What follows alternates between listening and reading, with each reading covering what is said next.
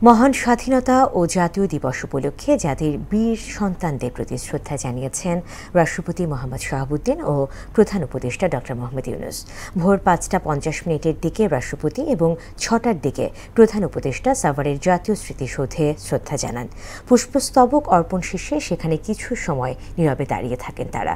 এ সময় বাংলাদেশ সেনাবাহিনী, নৌবাহিনী ও বিমান বাহিনীর চৌকশে একটি দল রাষ্ট্রীয় অভিবাদন জানান। শামীমুজ্জামান চৌধুরীর রিপোর্ট।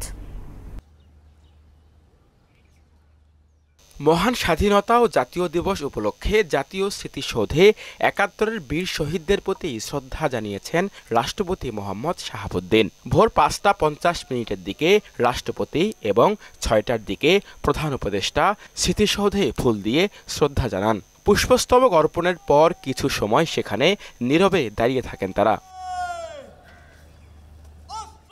প্রধান উপদেষ্টা শ্রদ্ধা জানানোর পর বাংলাদেশ সেনাবাহিনী, নৌবাহিনী ও বিমান বাহিনীর সমন্বয়ে গঠিত একটি চৌকস দল রাষ্ট্রীয় অভিবাদন জানায়। পরে স্মৃতিসৌধ প্রাঙ্গণে রাখা দর্শনার্থী বইয়ে স্বাক্ষর করেন উপদেষ্টা।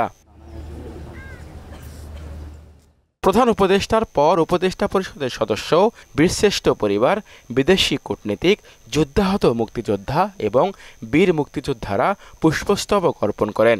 এই দিবসে আমরা আমাদের প্রতিটি ঘোষণা করি যে আমরা বাংলাদেশকে, নতুন বাংলাদেশকে আরও শক্তি সমৃদ্ধশালী দেশ হিসেবে গড়ে তুলব।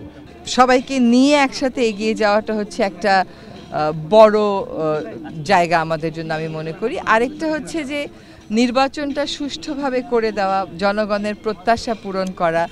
আরেকটা বড় বিষয় হচ্ছে সবসময় আমরা বলি যে এই যে জুলাই অগাস্টে যে হত্যাকাণ্ডটা হলো, যে বর্বরতাটা হলো, এইটার একটা সুষ্ঠু বিচার।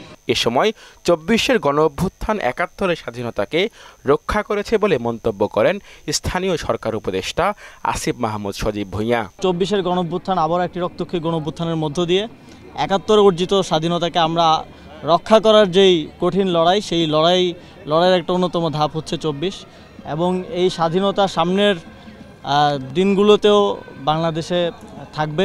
এর পরপরই মানুষের ঢল নামে জাতীয় স্মৃতিসৌধে। সময় গড়ানোর সঙ্গে সঙ্গে তা বাড়তে থাকে।